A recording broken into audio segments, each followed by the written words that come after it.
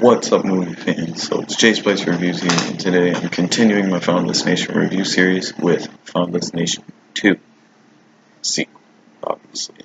So Foundless Nation 2 is a 2003 horror movie that was directed by David R. Ellis and it stars Ali Larter, A.J. Cook, Michael Landis, Tony Todd, Jonathan Cherry, Keegan Connor Tracy, a bunch of actors. Has a bigger cast than the original, so I got my script here, and I just gotta say we're reviewing this one, and it has a Rotten Tomato score of 48. I had to do the Rotten Tomatoes for the previous movie, so I forgot what it was. um, but basically, after the success of the first movie, Ryan Cinema greenlit a sequel, and Jeffrey Reddick came back, the writer of the original, but the other writer, Glenn Morgan, and the director, James Wan, didn't return. And what Jeffrey Reddick wanted to do was he wanted to make a standalone movie, like a movie that was separate from the original, but still felt like it was in the same universe, and he wanted to expand on the mythology of the original, like all the rules about this design and everything. And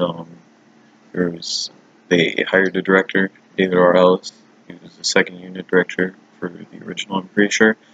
So that meant he filmed a bunch of action. So he was a good fit for this movie because it's kind of like the Michael Bay with the Foundless Nation movies, just with the premonition, because that premonition is insane. It is super explosive. But I'm going to talk about that later. So the plot of this movie is on the exact same as the first one, but with a highway pilot look. But I'll explain it anyway. So it's 1 year after the first movie with Flight 180, which is what the plane was called. I didn't mention that because they didn't really need to.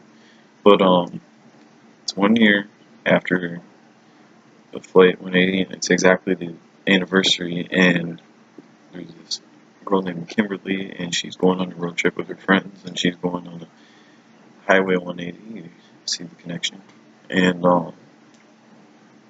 she has this premonition that a log truck is going to cause a huge pile up there and a bunch of people are going to die. So then she stops her car and prevents a bunch of people from continuing onto the highway. Saves all their lives, so they all end up cheating death. So then death comes after all of them, pretty much. And then, yeah, that's it. So we're going to start off with the positives. And first off, I want to say the characters. The characters are really good, and they actually changed throughout the movie. Like, there's the Rory, who's a stoner, and he's played by Jonathan Cherry. And he starts off, he's like this typical stoner. You know, he hates the cops. He's always doing his drugs. But later on, when he knows that his time is up, he knows he's going to die. He gives his car keys and his drugs to Kimberly, and then he's like, hey, everything that's like inappropriate, I guess, like all of his porn, all of his drugs, he wants Kimberly to throw it all away because it would break his mom's heart if she saw that he had all that. And then, like, with the character Clear too, because Clear from the first movie, she was the only person who believed Alex, and she's the only survivor now from the original movie, so she locked herself up in an institute, padded cell with nothing that could kill her, and she doesn't want to help Kimberly and all of her friends at first, but then she realizes, hey, I gotta be a hero. I'm like the only person who knows how to do all this, knows about this design. I gotta help them because they're in need. And yeah, there's like little character changes like that. Same as police officer, Officer Burke. He starts off like kind of confused and he doesn't think this design is real, and then he becomes like Kimberly's protector. What else do we got here? Gotta pull out the notebook. Oh yeah, the premonition, like I said, it's bigger, it's bloodier, more explosive, like I said, Michael Bay style. And then the original, which is weird because the original was a plane going up, and this one is just a pilot, but all the cars explode pretty much. It's insane. If you don't want to watch the full movie, you should at least watch that. Alright, and the plot, because yes, there is a plot to this movie. It's not like the future sequels where it's kind of just like, hey, let's just show a bunch of people dying. There's like a story to connect between each of all those deaths. And it's very engaging. You know, they're figuring out more about death design. They add new things to it, and there's like little twists to make it different than the original.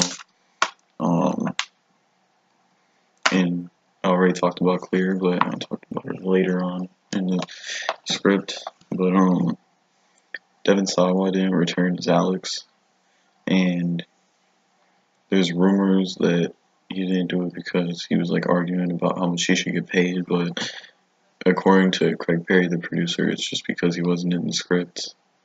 Like he wasn't part of the narrative they went with. So I guess that's why he didn't show up. But why wouldn't you have Alex show up if he's the main character of the first movie and he survived? But whatever. And the kills are obviously the best part of this movie. They're amazing. They're super gory, and they're still really suspenseful. And the thing about the Final Destination series that's so good is every time you think the character is going to die a certain way, they don't, and it keeps building on. And yeah, that's all I gotta say. And there's really good practical effects and CGI.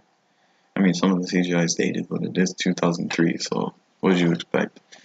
The negatives, though, like I said, Alex didn't return, so there's a cliche in a lot of horror sequels where the survivors of the previous one die. It's in Friday the 13th, and Halloween, Nightmare on Elm Street, Child's Play. No, it's not. It's actually not in there. But yeah, it's just one of the cliches that almost always the previous survivors die. There is exceptions though, you know, like Scream.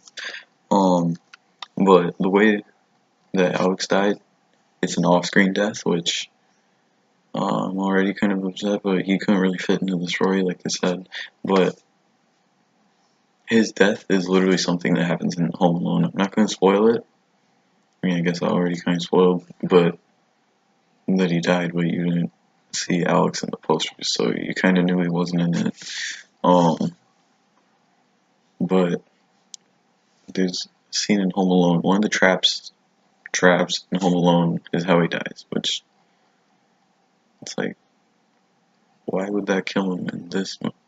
They're different universes anyway, whatever. And then there is some forced humor that doesn't really work.